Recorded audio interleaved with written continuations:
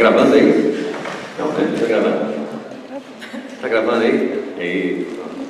Olá. Eu sabia que o tema não era tão polêmico, não ia seduzir as pessoas a virem aqui com aquelas coisas todas na cabeça circulando. Outra vez eu ia falar sobre enteógenos ou substâncias ativas ou psicoativas e a consciência, aí pá, ficou lotado o auditório, né? Hoje então vamos falar sobre uma coisa mais próxima da gente e às vezes a mais distante. Vamos falar sobre o nosso corpo, que é um tema que naturalmente envolve a educação física, está muito relacionado, mas é o tema que mais me seduz. É um tema inclusive que em breve haverá um seminário na universidade e provavelmente vamos convidar pessoas de todas as áreas para falarem como é que a sua área, como é que o seu domínio de conhecimento explora a questão do corpo. Já fizemos isso no início dos anos 90, 94, 95 e, bom, nós tivemos uma repercussão interessante, embora eu percebi que cada um fala do corpo de uma forma relacionada com os seus desejos diária, né? Então, a enfermagem, por exemplo, tratou uma coisa bem interessante, que foi a vergonha do corpo. Vergonha das coisas da escatologia do corpo. Catarro, cocô, putrefação, essas coisas que eles vivem dentro dos hospitais. Como é que o ser humano encara isso?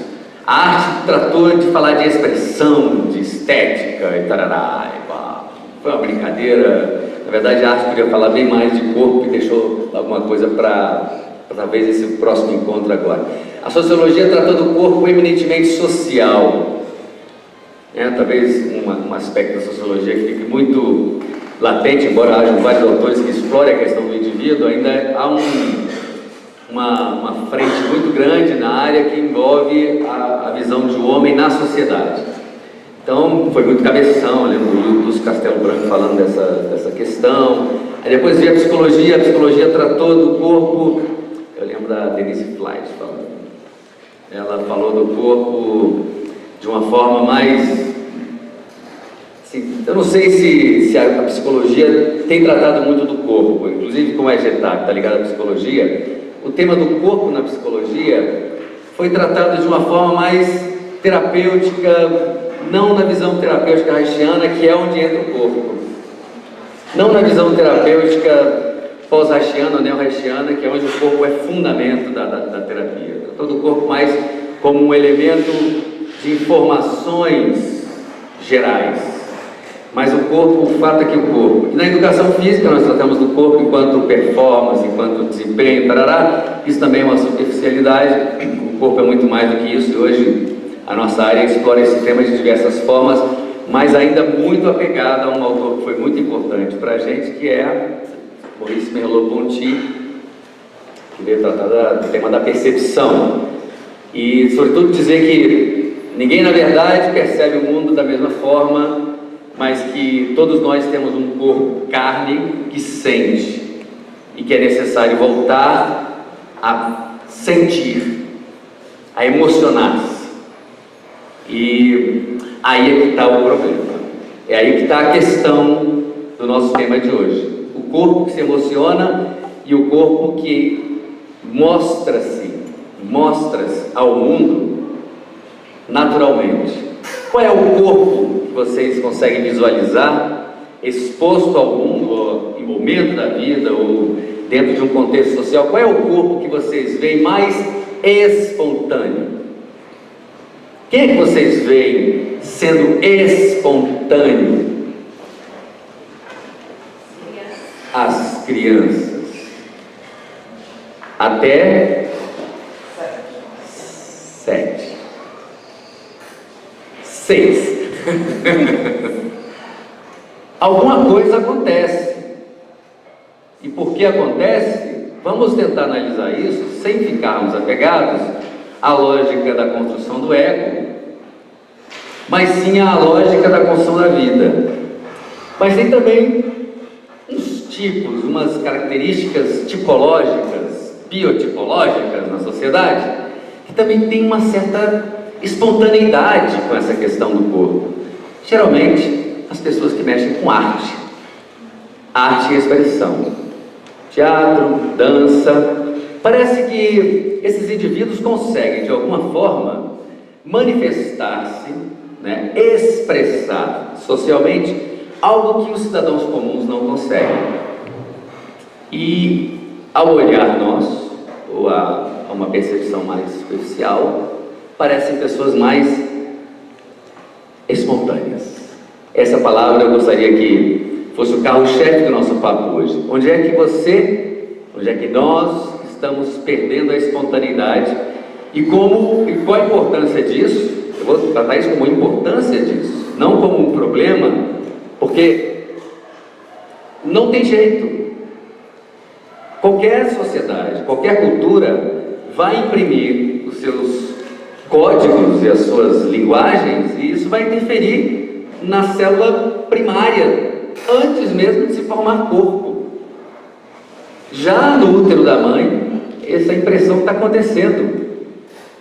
Então não tem jeito.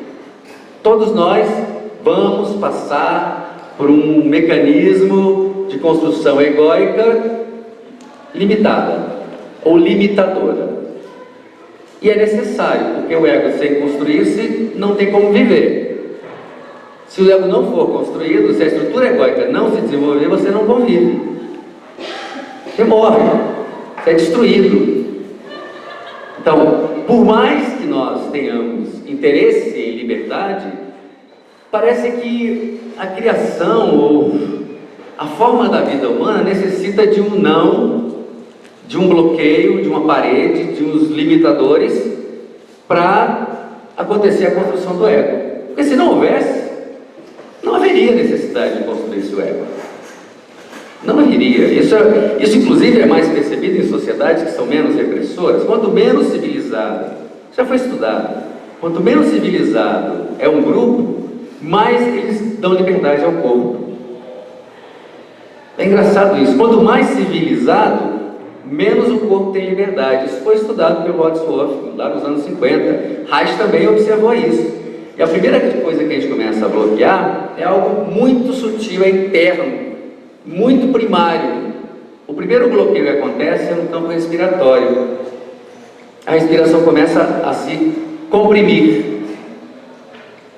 O fluxo respiratório começa a bloquear-se, sobretudo aqui na região do plexo. Observe como você respira. Já observou? Tem observado? Então, aí está uma impressão primária que, já pelos primeiros nãos, começa a ir... o corpo responde dizendo: algo não está bem. Eu desconfio de algo. Uma criança de 2 anos já começa a olhar para o adulto antes de a gente fazer algumas coisas. 2 anos. Já começa a se perguntar: será que eu posso? Isso já interfere primariamente no campo do fluxo. O fluxo é, sobretudo, as circulações que o corpo tem. E o primário, e o domínio que a gente pode exercer primariamente é a respiração. E aí é que está a questão primária a ser trabalhada. Toda educação deveria começar com educação respiratória. Eu estou um pouco ansioso aqui. Bloqueio. Meu fluxo, quer queira, quer não, altera-se. Minha pulsação altera-se. Por que eu fico ansioso? Uma certa ansiedade bate aqui. Porque eu já dei tantas palestras, já falei tanto sobre esse tema, na minha sala de aula, nas minhas classes, eu fico super à vontade de tratar esse tema, mas mesmo assim eu fico às vezes assim, deslocado, endurece aqui, estou sentindo. Então, essa percepção de que algo não vai totalmente, fluidamente, nas minhas emoções, na minha forma de agir, é o sinal de que nós perdemos em algum momento esse elo da espontaneidade, do fluxo. Isso é ruim? Isso é bom? Isso é mal? Seria tão bom se nós não tivéssemos traumas, né? Não haveriam psicólogos. A sociedade não teria essa área de conhecimento, não haveria necessidade disso. Mas aí existe, e em todas as sociedades. Então, eu creio que existe uma sabedoria nesse processo. O corpo é tão sábio, é tão poderoso, tem tanta possibilidade, mas a construção do processo logóico, relacional, ele imprime tantas questões ao corpo, que parece que o corpo, mesmo sofrendo, tem aí a chave para a liberdade.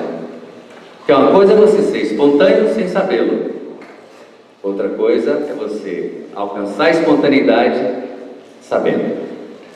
Então parece que é uma história parecida com a concha que recebe dentro dela um grão de areia e começa a construir uma pérola, que é uma joia para a gente. Para ela talvez não, mas para a gente é.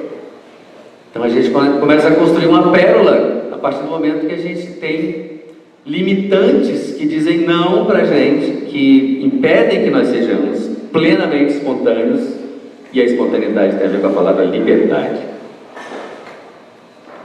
Aí é que está a sabedoria, porque quando você começa a perceber os seus limites, as suas questões, você começa a adquirir mais consciência.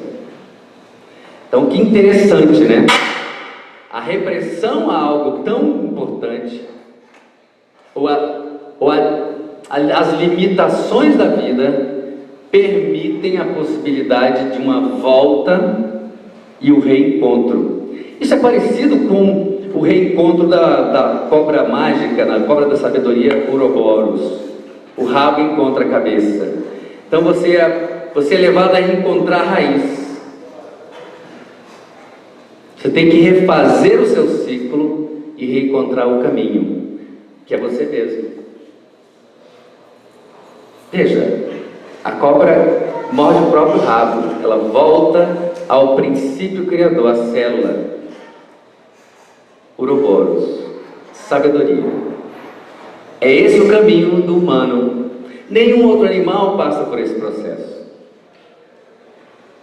O homem sabe que sabe, e aí ele tem a possibilidade. Então veja, todos nós temos privações corporais. Não é ter possibilidade de se expor corporalmente que indica que a pessoa está livre, que está bem, que está saudável. A expressão de um artista pode ser belíssima, mas isso não é indicativo de liberdade. No olhar do outro pode ser um sinal, mas só internamente você pode dizê-lo. Então esse reencontro com você mesmo, e começa com o corpo. Todo o meu estudo, toda a base da minha conversa na universidade é sobre isso. Como é que nós podemos, a partir do corpo, a partir da experiência de estar no mundo, tanto para fora quanto para dentro, como é que nós podemos construir o saber de nós mesmos, encontrar o ser que somos, encontrar o ser que somos. Isso é incrível. Parece que foi como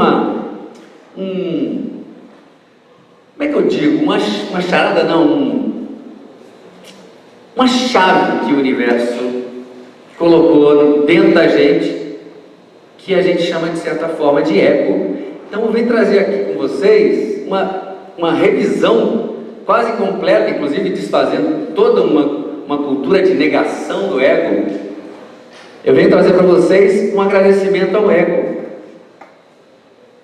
Minha palestra aqui hoje diz assim: muito grato, senhor ego, porque você me dá a possibilidade de aprender mais, de ampliar a consciência.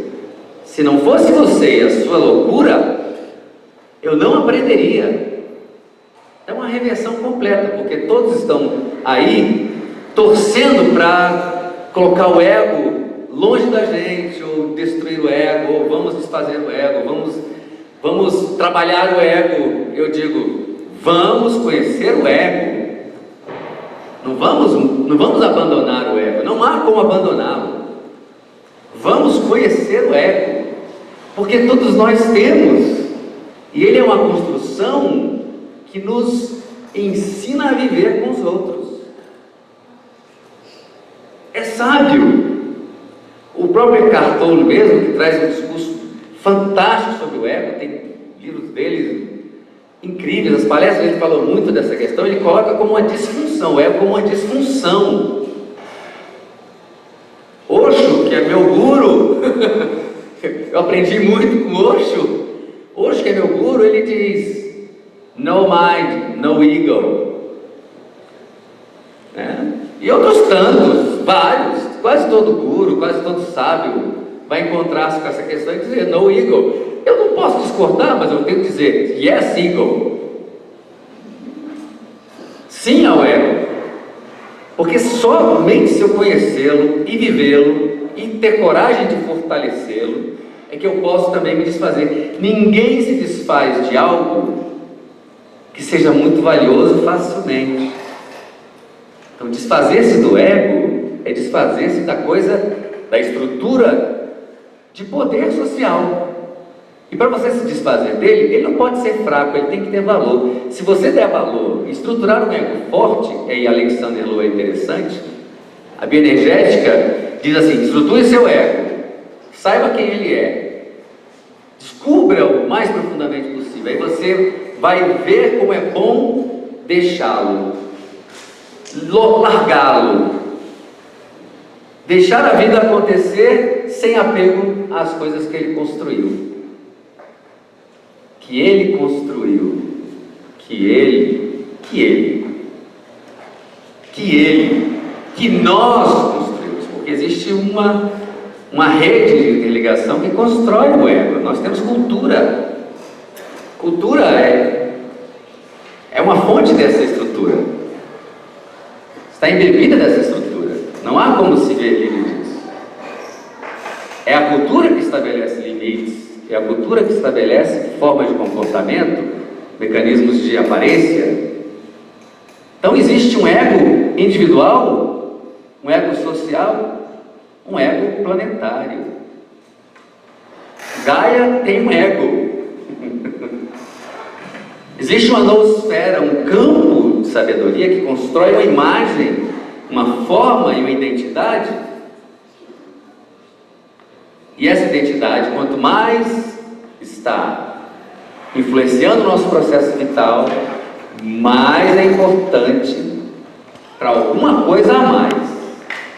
Então nós temos um corpo que é bombardeado por uma estrutura interessantíssima, inteligentíssima, e que precisa ser libertada dessa estrutura. É como que no cárcere eu encontro a saída para a liberdade. Se eu não tiver o cárcere, eu não sei o que é liberdade. Que contradição.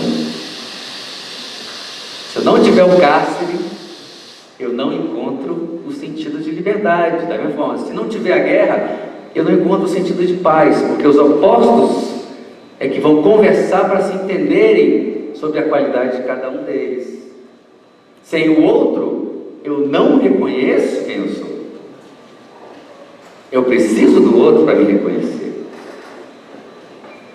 Então, essa é a trajetória humana fenomenal, em que o corpo sempre é quem vai ser o repositório e o depósito das desandanças e das danças também.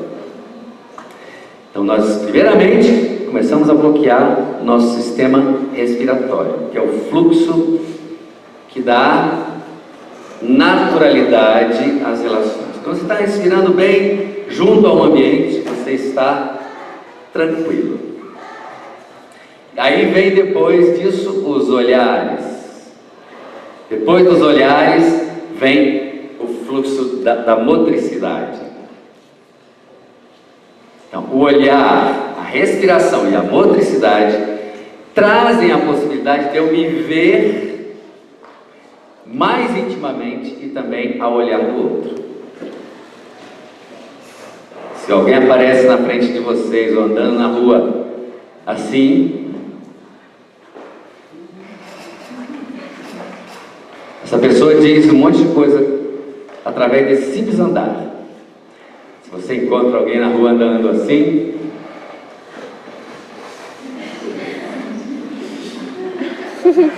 essa pessoa diz um montão de coisa para vocês.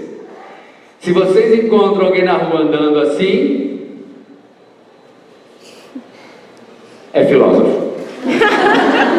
Não há dúvida. A cabeça está pesando, o corpo se curva para o mental, o peso do corpo tira os movimentos. Então, os filósofos geralmente sofrem muito do peso mental. Claro, estou brincando, né? Mas olha, você vai ter uma certa frequência nesse perfil. Essa é uma questão, então, sociológica. O corpo está cheio de impressões e, normalmente, essas impressões passam ao largo da consciência. Tudo que acontece no corpo é sinal de algo emocional que se passou. Quando eu fiz uma primeira formação de leitura corporal, disseram para mim: o teu caráter é colérico, rígido. Colérico, rígido, onde é que vem isso? Eu sou colérico. O que é colérico? Você é muito expansivo. Rígido. Rígido? Eu? Que isso? Como assim? Rígido? Aonde está rígido? Rígido está em vários lugares. Por mais que você tente expressar naturalidade, esse rígido está bloqueando ou estruturando algo importante para suas relações. Então não é algo negativo, é algo que o corpo estruturou para conviver. Você tem uma oralidade. Oralidade? Eu falo muito? Não é só isso não. É o teu quadril, é o teu ombro, é a tua bochecha, os teus lábios, é o teu movimentação excessiva de braço. É? E o que é isso? Isso é saudade de peito de mamãe. Minha mãe teve pouco tempo para me aumentar. Veio logo o outro. Perdi o trono rápido. Que pena. Aí eu começo a fumar para compensar isso. Começo a comer doce pra caramba para compensar isso. E nem percebi que eu tenho um padrão de oralidade. Aliás, todos nós temos um pouco de todos esses padrões. Colérico, rígido, flácido, um monte de tipos que misturam aí várias teorias haitianas, antroposofia e barará e barará. O fato é que todos nós temos um tipo. E esse tipo foi construído pelo ego através da impressão, relação ego-mente, para a gente aprender a viver. Senão ninguém aguentava. Você tem coragem de dizer honestamente não para aquilo que você não quer mais? Honestamente, você tem coragem de dizer não quero, chega, que nada. Eu falo com minha mulher assim, cada vez, olha, a gente está indo muito bem, hoje eu tenho vontade de matar você só uma vez por mês. Então, estamos indo bem, antigamente era quase todo dia, passou por uma semana, então, uma vez por mês está bom, uma vez por mês, eu estou no ciclo TPM, dá vontade de fugir, de escapar do planeta, né, de matar, essas coisas, mas eu não posso, eu fui educado para não reagir às emoções totalmente, senão eu me torno um assassino, eu vou matar um monte de gente, eu vou ter que, sobretudo a priori, né, como várias linhas apontam, eu tenho que me desfazer de todos os meus pais. Você já disse para os seus pais alguma vez, honestamente, que ele brigou, claro, coitado, caramba, ele ficou muito mal, a tua mãe também, claro, você diz a verdade para sua mãe, a verdade que você sente, talvez não seja a verdade dela em absoluto, ou dele, eles vão ficar muito tristes, porque eles fizeram de tudo para acertar. Foi tanto trabalho, nós lavamos sua roupa a vida toda, nós acolhemos você, demos o melhor que pudemos, e você agora joga na nossa cara que nós não demos atenção a você? Como assim? Nós fizemos de tudo. Mas você sente que algo está desencontrado. E às vezes não é pelo comportamento deles, é por algo tão íntimo, tão profundo, que eles nem imaginam, nem você. Eu conheci num site terapêutico uma pessoa, no grupo de terapia, né? Mas pessoa fez um trabalho, de repente a pessoa entrou em processo e parecia que estava morrendo, esticando a mão, pedindo ajuda e qual o padrão dela? O padrão dela é um ódio declarado à mãe. Por quê? O que a mãe fez? Não tem nenhum registro sequer durante a vida de uma maldade, de uma coisa desonesta, de um abandono. A mãe tratou-a com todos os laços possíveis de carinho para que ela sobrevivesse, porque ela tinha tido 4 abortos antes e já não acreditava mais que ia poder engravidar. Ou seja, a 5ª gravidez ia ser mais um aborto na cabeça da mãe. Essa pessoa nasceu já com uma postura de não vou viver. Imagine você trazer o sentimento de que você está sendo abandonado já no útero, sem saber. Isso está impresso no corpo, aí você abandona o próprio corpo, abandona a possibilidade de se relacionar com a família, e você só vê o problema ali. Não sabe porque o problema existe. Até que você entra numa regressão e se vê dentro do útero sendo abandonado. Isso está no corpo. Esse sentimento é intransferível, é seu. A dor é sua e não tem saída. E todos nós temos impresso, em algum momento, sobretudo até 2 anos de idade, desde na nidificação, ou seja, no momento em que você foi concebido e pum, foi para o útero. Até 2 anos, todos nós vivemos algum tipo de trauma. E alguns outros vivem alguns traumas que já têm lembrança depois dos 4, 5 anos. E guardam. Na infância, a impressão que dá é que a infância é o momento ideal para você vivenciar a demência humana. É o momento ideal, porque você pode brincar pra caramba e esquecer, brincando tudo isso. Esquecer. Está marcado. Mas você esquece, porque a brincadeira tem um poder tão grande que ela faz você deixar para lá. Mas isso está impresso. Sem dúvida alguma, 99,9% de quem está aqui teve algum trauma na infância, nesse período. Por que isso acontece com tanta largueza, com tanta amplitude? Porque é necessário. E o trauma meu, às vezes, não é nada para você. Mas, para mim, foi a gota d'água. E a partir daí, pronto. Me sinto totalmente envergonhado. Fui pego com a minha prima aos 4 anos, fazendo... Estou falando, não posso falar sexo, porque se eu disser sexo, uma criança de 4 anos fazendo sexo, é como que dizer, como assim? 4 anos? Não, estava descobrindo os prazeres do corpo. Eu não estava fazendo sexo. Não tinha um conceito de sexo ainda elaborado.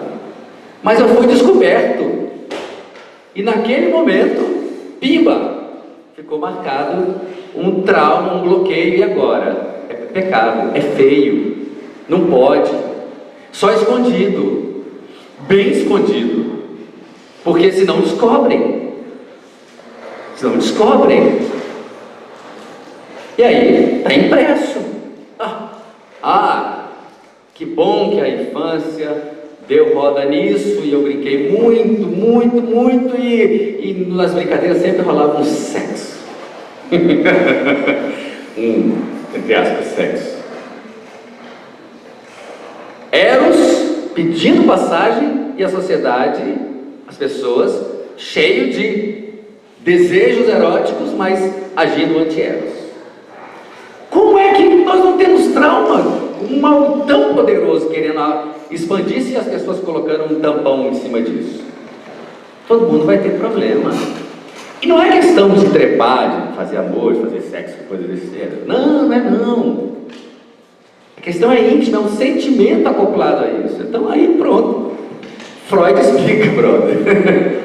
Freud explica por que Reich, Freud, Lowen, Pierracos e tantos outros deram tanta ênfase à questão do Eros. Porque aí, pulsão da vida querendo expandir-se, e a cultura, a sociedade dizendo: opa, isso é perigoso. Não posso deixar uma criança de 3 anos tirar a roupa e mexer na genitália do outro, mexer na própria genitália. Por que não? Por que não? O que vai acontecer com uma criança de 3 anos se ela de repente sentir essa pulsão, esse desejo de começar a roçar com a outra, e roçar nas coisas, e roçar na perna do papai, e roçar no corpo da mamãe, e pegar o peito, e a mamãe também tem prazer, e claro, esse sentimento está sendo passado, mas eu não posso explicitar. O que vai acontecer? Na real, nada, mas intimamente está todo mundo dizendo: não pode. Imagina como é que é complicado. Imagina como é que é você ver um quadro de uma pulsão desenfreada querendo manifestar, se você ter que comprimir e dizer não. Quando eu fui trabalhar com deficientes mentais, é que eu vi essa importância desse fluxo acontecer. Tinham rapazes e moças também, sobretudo rapazes, que tinham um espaço para eles se masturbarem. Filho, tá bravo, né? Vai pro quartinho. Ele ia se masturbar. Porque se ele não se masturbasse, ele ia virar um demônio dentro do contexto. Ele saía para se masturbar e voltava legal. Isso é criança de 3, 4 anos. A criança de 3, 4 anos, até menos, a gente está ali pulsando já quando nasce, gente. E quando morre, 3 meses depois que morre, ainda está lá, hein? Morreu 3 meses depois, ainda está lá. Ó. Que desejo. É incrível. A pulsão é poderosa. Então, a criança vai dizer explicitamente: eu gosto, eu quero, meu corpo está pedindo. E não é eu que quero mentalmente, meu corpo está pedindo. Mas a gente diz: filho, comporte-se. É feio. As pessoas não podem ficar olhando isso. Então, tá aí. O trauma começa por aí. A grande maioria dos traumas está na relação com Eros. E Eros é vontade.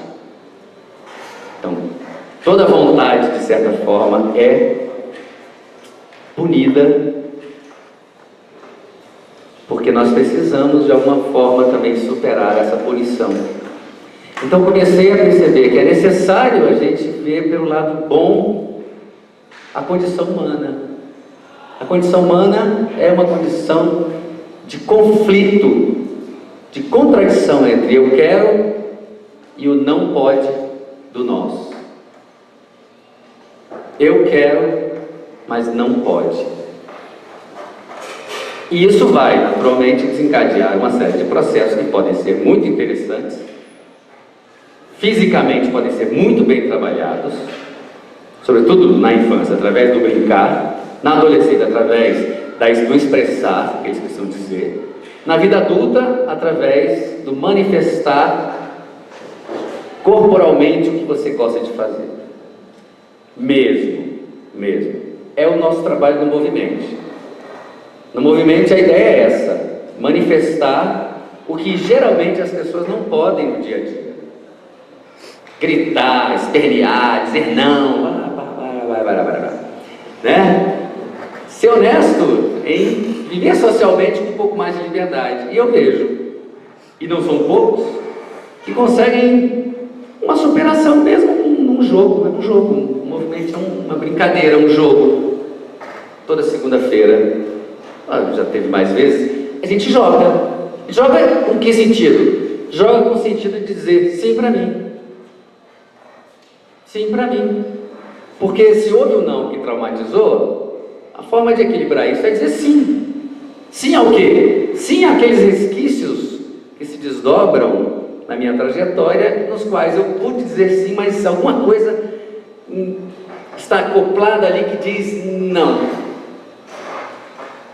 Então, eu digo sim a olhar para o outro. Eu digo sim ao abraçar o outro. Eu digo sim ao dizer eu te amo, porque eu me amo.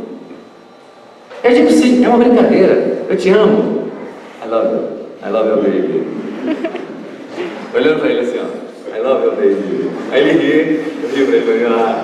Isso é uma brincadeira, mas ao mesmo tempo descongestiona. Pô, que legal. O cara olhou para outro cara que não conhece, não tem intimidade e fala, eu te amo. Porque quando você começa a olhar para você, esse eu te amo sai mais livremente, o corpo relaxa. E aí eu posso te abraçar 30 segundos e não ficar desesperado. Eu posso, mesmo assim te conhecer, mas eu posso te abraçar 30 segundos e sentir o abraço e não querer fugir. Tudo bom? Eu posso abraçar e homem com homem, tocando as espadas. Ui, que tranquilo, eu não tô preocupado, ele não vai me comer. Que bom, que legal. Primeira vez que aconteceu isso comigo, eu quase fiquei desesperado. Falei, ai meu Deus, esse cara não vai parar nunca de me abraçar. Porque para mim isso não rolava, eu tinha medo. Ora, e eu vivia num contexto social muito guerreiro.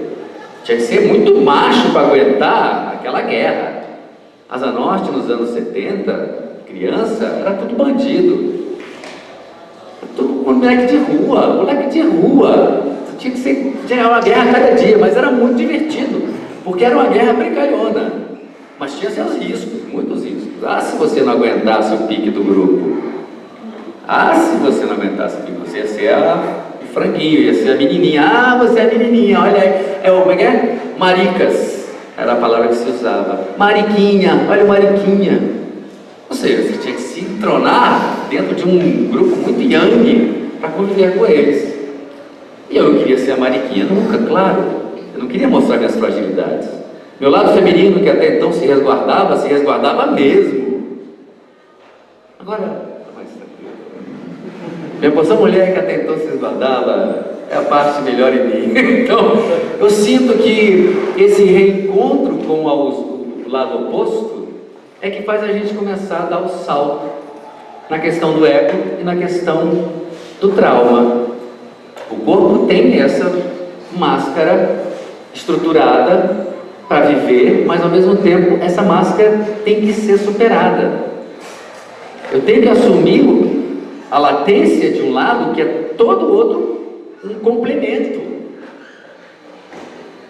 E eu não tenho que ser feminino me tornando gay, eu posso ser feminino me tornando mais homem. Mais homem, porque não é separado.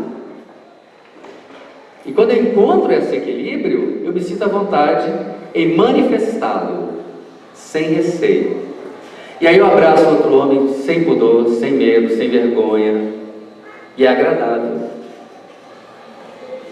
E aí eu faço amor com uma mulher, ou sei lá, eu não tenho essa experiência, mas faço amor com quem vier dentro da minha trajetória, honestamente. Porque os dois lados estão equilibrados. O trauma de reprimir começou a ser diluído através de ações da cotidianidade, das relações humanas. Então, esse é o caminho que eu vejo que a educação física, que a arte, que a psicologia podem começar a trazer a sociedade toda, dizendo: o seu corpo precisa ser o que ele é, precisa olhar-se para ser o que ele é. E ver-se não é fácil, é dificílimo, a gente não vê. Semana atrasada eu estava com uma pessoa que tinha um tique assim, e ele estava... Aí eu olhei para ele e falei: está percebendo? Ele: o que é? Você tem uma mania. Não sei se é um tique, mas é uma mania. A mania? Qual? Ele não percebe. Não percebeu ainda, né? Teu corpo está manifestando algo que é uma compensação de um estado emocional e você não percebe. Alguma ansiedade acompanha o tique. A maioria das pessoas não percebe.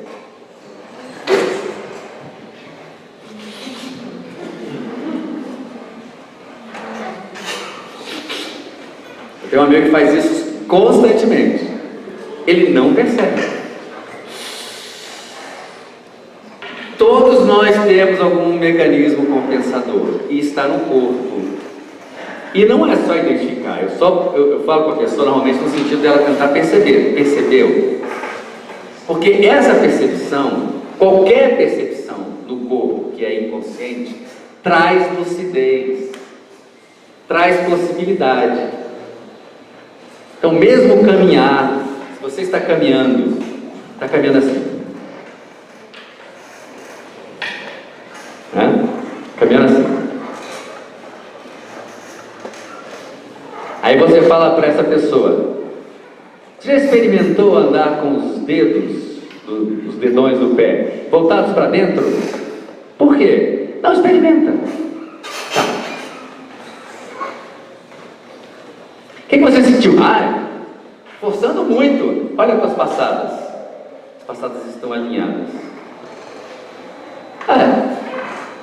Olha, eu não tinha percebido, meus pés são reversos, né? Ficaram alinhados, né? E eu orientei para você colocar os dedos um contra o outro. Mas, no entanto, ele andou retinho. Nem percebeu que andava com os pés reversos, nem percebeu que estava andando reto, e nem percebeu que não estava colocando os dedos para dentro. Uma coisa tão simples traz uma série de informações. Sobretudo porque aqui é um centro de energia poderosíssimo e a posição das pernas influencia nisso. Não percebe, aí dá colapso, aí é o fleumático, né? Todo fleumático tem essa postura assim como característica. O corpo está derrubado, existe um colapso energético e começa pelos pés abertos. Observe isso. Você se observa sem repressão? Você se observa? Não. O corpo é para ser escondido culturalmente. O corpo não é para ser mostrado. No carnaval até que mostram mais, né? Na praia, mostram. Mas isso não quer dizer que a gente percebe. Vocês acreditam que tem pessoas que não conseguem colocar o calcanhar no chão? Mesmo sem sapato alto.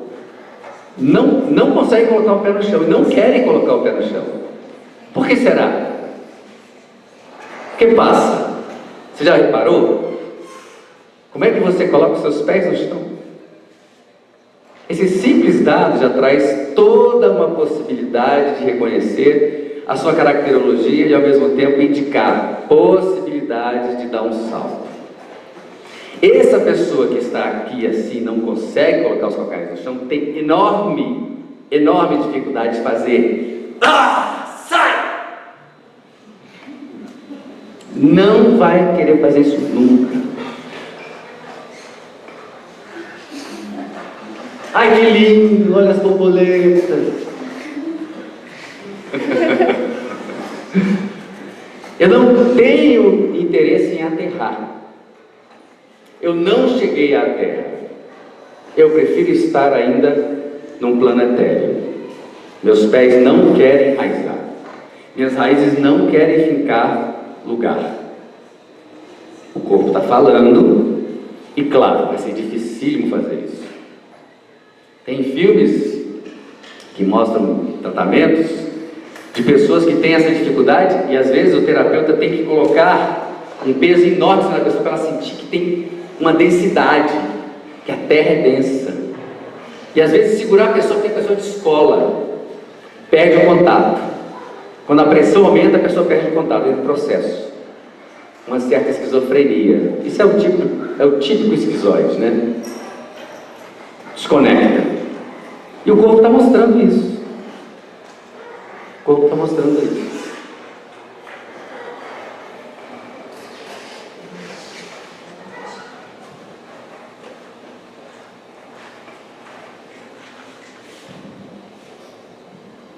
Nessa turma, só 20% passa. Vai estudando.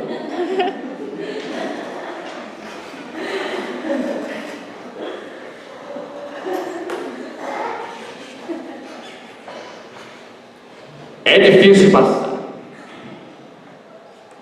Psicopata é demais.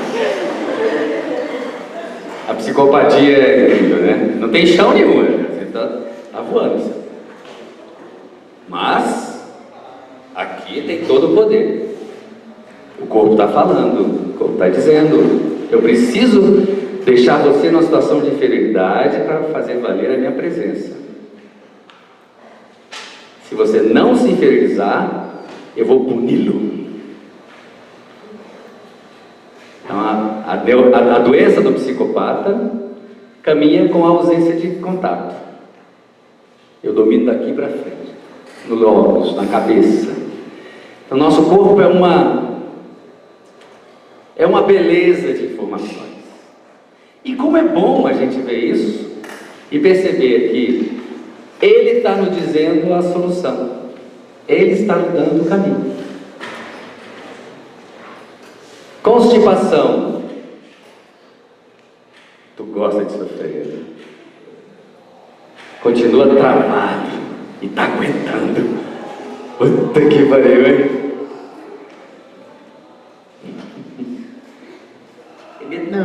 Não, é tudo. Inclusive não cagar. Aguento tudo. Fico uma semana e aguento. Não boto pra fora, não, de jeito nenhum, não largo mão. É o corpo dizendo. É o corpo dizendo. Então, é isso, em síntese, que eu quero trazer para vocês e dizer: tudo isso é bom caminho. Porque o bom caminho vai colocar você em contato com o mestre que vai dizer qual é a solução para isso tudo. E o mestre é o amor próprio. É quando você conecta seu coração, é quando você conecta um sentimento profundo. Ele vai dizer: relaxa, não tem para que ficar guerreando com você mesmo. Chega de tanta briga. Perdão. Desculpa. Este final de semana eu vi claro sinal de como isso é importante. Uma pessoa, dois amigos que eram muito amigos, que foram trabalhar juntos e no trabalho romperam as relações e se odiaram, passaram a se odiar. Nunca mais, eu conversava com um, nunca mais. Aí um vai e conhece o senhor Bert Hellinger. Bert Hellinger trabalha com constelação familiar. Tá velhinho, tá no Brasil aí esses dias, né? E aí o Bert Hellinger falou para ele assim, falou publicamente, deu um sentido na vida dele. A sua história de família traz a solução. E aí na constelação ele viu o problema da família. E quando ele viu o problema da família, ele viu por que ele estava odiando tanto o amigo. Ou seja, estava transferindo um ódio que já não é mais real. O pai morreu, a mãe morreu, os irmãos estão desagregados. Como ele não tem mais possibilidade de transferir o ódio dele pelo abandono para as pessoas íntimas, ele transfere para quem é íntimo na relação. Então qualquer mecanismozinho que deu errado, explode uma bomba atômica e a relação se desfaz. E aí ele voltou e encontrou esse amigo, deu um abraço, falou: que bom que ele está se encontrando, né? Ele reconectou o coração, ele reconectou o amor próprio, e é a partir daí que as coisas começam a ganhar um grande movimento de solução. E é o corpo que fala. O corpo entra em abandono, você começa a fugir para as drogas, começa a se abandonar, começa a ficar gordo, relaxado, sujo.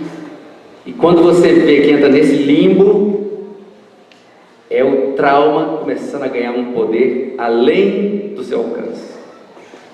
E aí quando você começa a perceber que sair disso está te dando uma nova possibilidade, o coração abre-se de novo.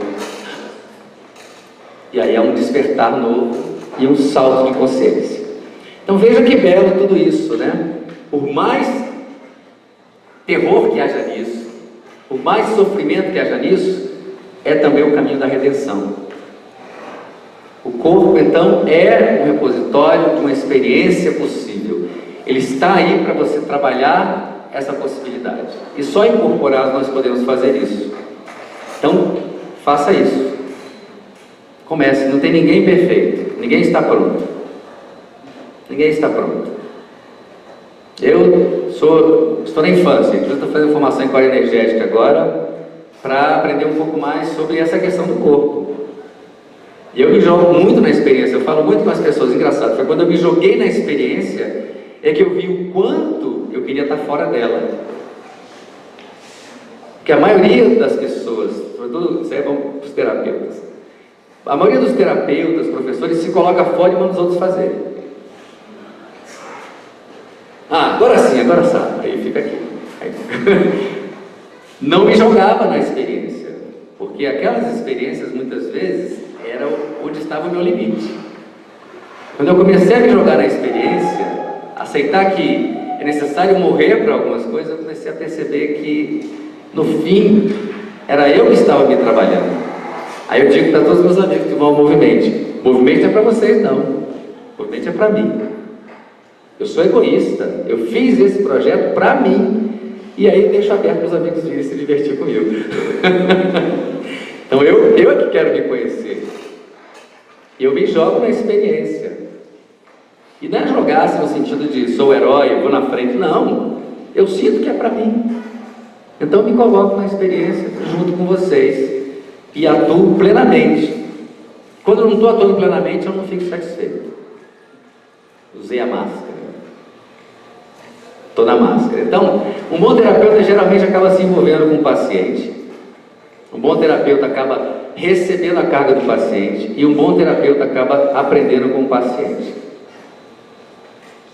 Geralmente os terapeutas são muito problemáticos, por isso que são terapeutas, porque conhecem o problema do outro, vivem o problema do outro, mas é necessário vivê-lo, não ficar na antessala, né? Mandando o outro fazer e olhando. Não, passe pela experiência, viva a experiência, e aí algo mais vai se adensar, cada dia se torna mais espontâneo.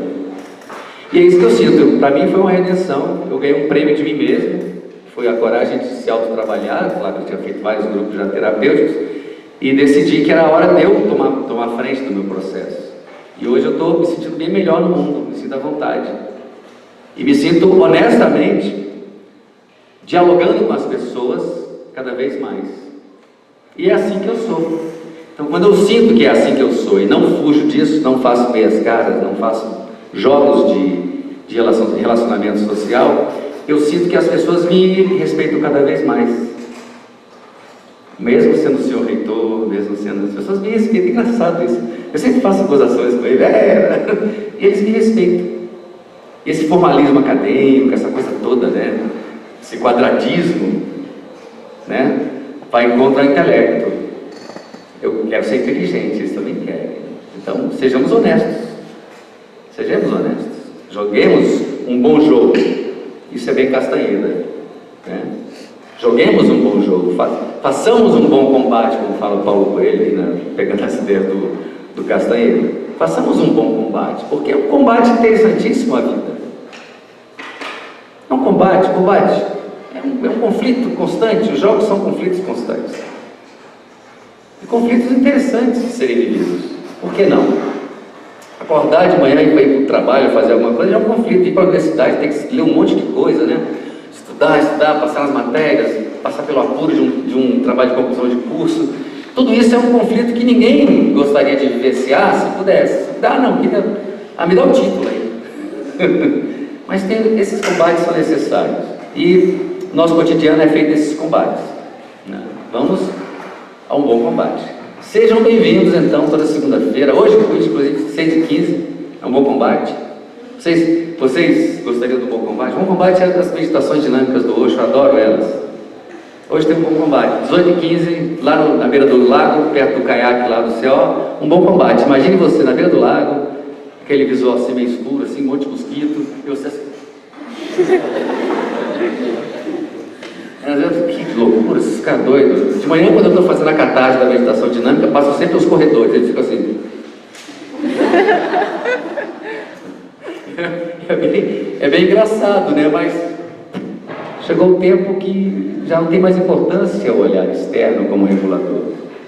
Então me jogo no chão, grito, sujo, esperneio, junto com as pessoas também, né? É bom estar junto, né? Vamos estar junto. E aí é muito bom ver que o olhar do outro já não me atravessa tanto. Eu me sinto à vontade, né? Então hoje 18h15, amanhã 20 horas, segunda-feira 20 horas, e quarta-feira também de manhã, 6h45, a meditação dinâmica, essa eu convido. Querem trabalhar o ego? Vamos para a meditação dinâmica. É incrível, por isso que eu gosto tanto do Osho. Diga lá, você quer fazer pergunta? Tem alguma agenda dessas meditações? Em algum lugar no Facebook? Tem um grupo chamado Meditosho no Face, que é o grupo que eu coordeno de meditadores, né? A gente faz inclusive algumas imersões de vez em quando, toda quarta-feira, 15 para as 7 da manhã e 18h15. Já está aberto. É aberto. Todos os meus trabalhos aqui na universidade são gratuitos. Alguém alguma pergunta? Está todo mundo resolvido. Viu? Coisa boa. Eu vim falar para você. Olha que interessante. Olha.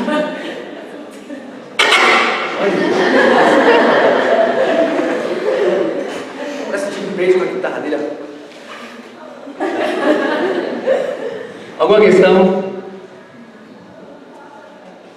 Ninguém quer fazer pergunta?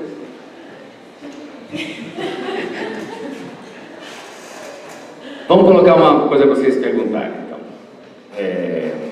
Que tal você olhasse para o espelho hoje? Que tal? Final do dia, chegando em casa, tomou banho, vai dormir, antes de dormir. Que tal? Olhe-se no espelho do banheiro. Apague as luzes e acenda uma vela. Se tiver, se não acender, se não tiver vela, vai na luz mesmo. Olhe-se no espelho, olhe frontalmente e diz assim: quem sou eu? Vai diversa. Quem sou eu? Quem sou eu? Você vai fazer de 7 formas diferentes isso. Quem sou eu? Você vai fazer, cada vez você vai olhar no seu olho, né? Esses tipos. E aí você vai começar a ver que cada forma, que é teatro, né? Mas cada vez que você assume um personagem, alguma coisa dentro vai se mover aqui, ó. Aqui, terceiro chakra, o campo das emoções. Respire essas emoções. Não tente responder essa pergunta, mas pergunte: quem é você? Quem sou eu? Quem somos nós? Que experiência é essa? Qual foi o gargalo, ou qual é o gargalo que ainda me oprime? Principal. Você já mapeou? Você já viu isso? Já pensou? Perguntou para você? Onde é que está a questão que me oprime? Onde é que foi? Como é que eu trato isso? Como é que eu vejo isso? Como é que eu escondo isso? Como é que eu guardo isso? Faz essa pergunta para você. Você vai encontrar talvez uma saída. E é uma saída que diz assim: está na hora de abrir a porta para algo novo. Está na hora de abrir a porta para algo novo. Faça desse movimento inicial uma perspectiva de encontrar alguma coisa que te testa. Alguma coisa que te testa, algum medo, alguma questão que você ainda não se permitiu. Vou sair sozinho. Vou sair à noite sozinho para um lugar que eu não conheço. Vou encontrar pessoas que eu não vejo regularmente. Vou sentar na mesa de um restaurante, ou de um bar, ou de um sei lá o quê, e ficar olhando-me. Como é que eu estou sentindo-me aqui, agora, sozinho? Eu fiz esse outro dia. Eu fiz isso esses dias, eu achei muito engraçado, porque geralmente eu tomo muito pouco a base, né? Mas eu saí para tomar uma cerveja, nem posso beber cerveja porque eu estou sensível a glúten, mas eu falei, vou tomar uma cerveja. Saí do bar próximo moro aqui na colina, fui ali na 408, cheguei no bar, ninguém conhecido, e sentei na mesa sozinho, pedi uma cerveja e fiquei olhando. Aí eu senti assim, engraçado, estou me sentindo um solteirão, abandonado, procurando uma gatinha para uma noite espetacular. Por que eu estou sentindo isso? Porque eu vejo assim, é assim que eu vejo uma pessoa de uma idade já mais avançada, sozinho na mesa de um bar, olhando as pessoas, caçando. Então, mas por que eu me vejo assim? Eu fiquei me perguntando, por que eu me vejo assim?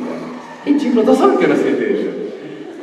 Eu não vim fazer nada além de sentar no bar, olhar as pessoas e tomar uma cerveja. Por que eu estou me sentindo assim? Aí eu vejo como os códigos sociais, como a história de uma sociedade está impregnada na nossa história. Quer dizer, eu não me permito fazer. Eu nunca tinha me permitido fazer isso, gente, acredita? Eu nunca tinha me permitido sair de casa sem nada fazer, só para tomar uma cerveja e olhar as pessoas. Sozinho, sempre tinha alguém. Ou minha esposa, ou algum amigo. Nunca tinha feito isso. Eu me senti super mal no começo. Até que a cerveja começou a fazer efeito. Pô, que bom, aí começou um show de música muito bom. Aí eu, pô, que sonzeira boa. Cara, foi bom ter saído. Tomei a cerveja, fiquei um pouquinho lá, voltei para casa, satisfeito, sabe? Que aprendizado.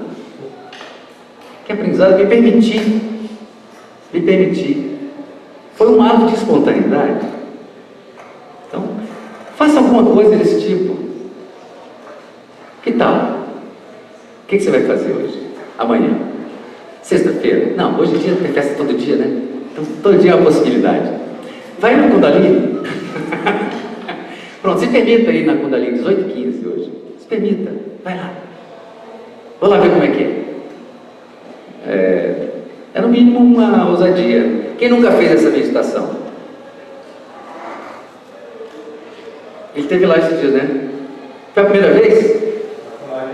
Foi bom para você? É bom? Você já está aberto, não é? Você está mais aberto? Alguma coisa aconteceu? Você soltou-se? É, que bom, né? É meu amigo já, estou falando, estou zoando com ele. A dinâmica é power, né? Mas atrás também tem mais alguns que fazem lá. Apareceu também a primeira vez, não foi? Foi, né? Doeu? Não. Foi bom, não foi? Então, essas coisas a gente tem que ter coragem de fazer. Sai um pouco do padrão, é aí que está a questão que mais amarra os nossos padrões, né?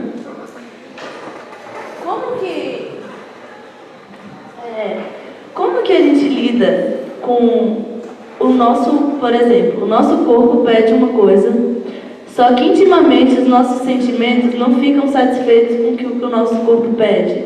Como lidar assim, bem com essa dualidade? Fantástica pergunta, né? Aí eu quero comer, eu quero doce. Ai, doce. Ai, querido, não posso. Eu vou engordar.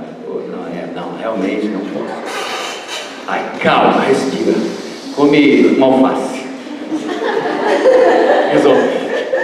Resolve. É mais ou menos isso. É a sua mente. Como é que resolve isso? Você tem que deixar, na verdade, que a sua cabeça saia do poder. Sua cabeça está no poder. O corpo jamais tem contradição com relação ao que ele quer e o que ele necessita. A mente tem. Então, se a emoção está dizendo sim e algo diz, você falou o corpo está dizendo não, não é o corpo, é a cabeça. O corpo está em plena junção com a emoção, porque é ele que está fazendo esse manifesto. O emocional, então, sempre é a primeira resposta honesta para algo que está acontecendo. Se você observar a emoção que está se passando, a cabeça acompanhando, vai acontecer o milagre da libertação. O espontâneo acontece. Se a cabeça disser não, estiver bloqueando, você vai entrar em conflito, aí aqui é o primeiro lugar que você sente. Terceiro chakra, o mundo das relações, o mundo do poder, o sol interior, tamponado, ou seja, o brilho obstruído pela sombra, a máscara, a mente. A mente necessita desse controle, porque ela não pode deixar explícito a vergonha de ser o que é, ou seja, de manifestar o que é que tem que manifestar. Então o ridículo acompanha. O medo de manifestar coloca você em exposição desequilibrada, e isso pode colocar você numa situação não muito agradável. Ser visto, ficar mal na cena. E ficar mal na cena é da cabeça, não é do corpo. O corpo não tem nenhuma dificuldade de encarar as dificuldades. A cabeça é que tem. Então pode ver que os adolescentes até 14 anos de idade, eles fazem coisas que você diz assim, é louco. Essa palavra louco acompanha com muita facilidade essa fase, porque eles não têm ainda os frenos desenvolvidos. Não tem mesmo. A parte do cérebro, algumas células que constituem um mecanismo de liberação de substâncias que dizem, opa, cuidado. Não tem. Então é desenvolvimento ainda, início. Então eles arriscam tudo. Então a adolescência é essa coisa complexa por isso, porque eles estão corajosos. Eles arriscam. O sentimento e a ação estão muito associados. E a relação é, eu tenho que romper, eu tenho que manifestar de alguma forma o que eu estou sentindo, senão eu fico louco, senão eu vou ficar eu vou me destruir. Então eu destruo para não me destruir. Eu expando a minha energia e digo sim para mim, a despeito de todo um contexto dizendo não. Então a honestidade do adolescente é essa ação destruidora, shivaísta, porque eles não têm ainda os frenos. Então quando há essa contradição é porque já chegou a fase do discernimento, entre aspas, discernimento da mente. A mente começa a dizer que, opa, isso não pode, não pode, não pode. Esse não pode é algo que está dentro do contexto de uma cultura. Não pode. E o problema do não pode é que intrinsecamente a reversão da energia do que você deveria estar fazendo vai minar a sua estrutura. O revés acontece. Então, eu não posso comer isso. Ai, mas que vontade. E aí a mente diz, se você for comer tudo que você tem vontade, você vai se detonar. É mentira. É mentira. Porque o seu corpo vai inclusive estabelecer o limite do que você necessita. Como você não aprendeu isso, a mente vai ficar regulando. E quando a mente regula, tem a culpa. Se a culpa acompanhar, está tudo errado. Está tudo errado. Há uma contradição. E na contradição as energias estão em conflito. Não está fluindo. Então, pode ter, as crianças pequenas, elas são honestíssimas. Você pode colocar um monte de tipo de comida para ela escolher, ela vai escolher o que ela precisa. Mas ele está comendo só macarrão, está precisando de carboidrato. Já comer? Eu descobri que ele gosta também de coisa, então vou dar só o que ele gosta. Não, oferte variedades. Dê variedades. A gente não consegue comer a mesma coisa todo dia. Enche o saco, até cachorro enche o saco de ração. Não é? Então nós temos que ter variedade, oferte variedade. Não precisa ficar aprisionando as coisas porque a pessoa gosta. Ele gosta muito disso, faça só isso, faça só aquilo. Aí você cria uma linha, um traço de memória, um traço de prazer que você vai sempre recorrer. Varie, experimente. Eu faço algumas experiências nas minhas disciplinas, a pessoa fica louca assim, caramba, isso não dá, isso não, eu odeio cebola, isso aqui. Eu falei, não, mas não é cebola não, é cebola com um docinho no meio. Mas não, misturador, não, é horrível. Não, experimenta. Você já experimentou? Não quero nem saber. Fechou a experiência. Não vai à Índia nunca, né? Não vai à Índia nunca. Então, saia do casulo para a experiência do novo. Isso é que faz o corpo ter possibilidade de manter a plasticidade dele E essa plasticidade vai atingir o processo mental e virar neuroplasticidade. E essa plasticidade vai ocasionar em você fluxo. Isso traz saúde. Isso traz saúde. Então experimentem na vida de vocês a novidade do que o corpo está pedindo. Pergunte para ele: o que você está precisando? Está precisando de movimento, está duro, né? Faz o movimento. Atua. Toma uma ação. Toma uma atitude. Ele está pedindo. Você tem que ouvi-lo. Como é que eu ouço? Experimentando. Somente quem tem diversidade experiencial é que vai ouvir esse chamado e saber o que fazer. Quem está numa linha já muito marcada não quer sair do trilho. Vocês estão numa época ótima para isso. Quando eu digo vocês estão numa época ótima, é porque vocês estão interessados. Não é uma questão de idade, vocês estão interessados. Estão abertos para a possibilidade. Então se interessem por romper esses padrões que foram estruturados, sobretudo dentro da família. Sai um pouco da casinha. Sai um pouco da casinha. Sai um pouco do lógico, da proteção. Vocês vão ver que o corpo vai começar a agradecer. Acho que deu, né? Tá bom? Mais alguma questão? Não, né? O que eu faço se dentro do meu contexto social as pessoas veem isso mal? Eu falei, as pessoas não veem isso mal, você vê isso mal. É você que está vendo isso mal. Não há uma permissão. Aliás, nós estamos num tempo de ruptura tão interessante, né? Sobre todas as questões. É uma hora muito boa para experimentar. Uma hora muito boa. Eu acho que a gente vai chegar daqui mais uns bons anos aí, não muitos, mas uns bons anos, a um momento em que a gente vai começar a aceitar o outro do jeito que o outro é mesmo. Uma grande possibilidade. Olhar para o outro e dizer assim, tudo bem, está tudo certo, seja bem-vindo.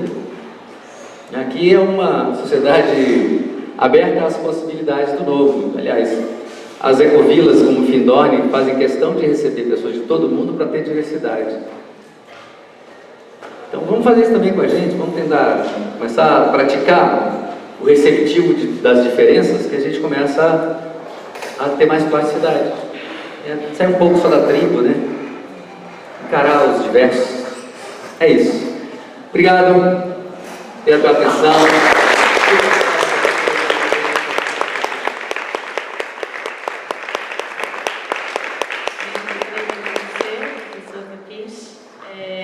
Ficam as informações então com a meditação Kundalini hoje à noite. Amanhã tem 8 horas da noite Movimente. Segunda-feira 8 horas da noite tem outro Movimente. E quarta-feira de manhã tem 15 para 7 da manhã no céu, meditação dinâmica. Um recado, se postar. Último recado, semestre que vem eu estava falando hoje de manhã com o pessoal que faz parte da meditação dinâmica, né? Que é difícil acordar esse horário. Mas semestre que vem eu ofereci uma disciplina que vale crédito, né? Às 7 da manhã. E vai ser um grupo de meditações ativas. Então, se vocês verem lá, quem quer fazer, por exemplo, pró-extensão, ou então PD, talvez até com PD, que é crédito, 2 créditos, 2 vezes por semana, 7 da manhã, meditação dinâmica com a finalidade de um estudo. Nós já temos um pré-estudo, um piloto, mas precisamos de um grupo maior, consistente, para ampliar o estudo. Talvez saia daí alguma coisa bem interessante como resposta que não há nenhum estudo, entre aspas, careta sobre a meditação, as meditações ativas. Então nós estamos sendo meio que pioneiros nessa história, e um grupo formado por alunos que têm que estar lá é mais fácil manter do que voluntariamente. É muito difícil acordar 6h15 da manhã para ir para o CO fazer meditação dinâmica, eu sei disso. Mas é muito bom, quem faz sabe o valor que isso tem. É de 7 a que horas? É de 15 para as 7 até... Não, 7 até as 8, normal. 10 para as 8, né? O horário normal deve ser 50 minutos. Tá bom. Obrigada. Obrigado. Terça-feira que vem a gente vai ter uma vivência na frente da reitoria sobre Yamanai,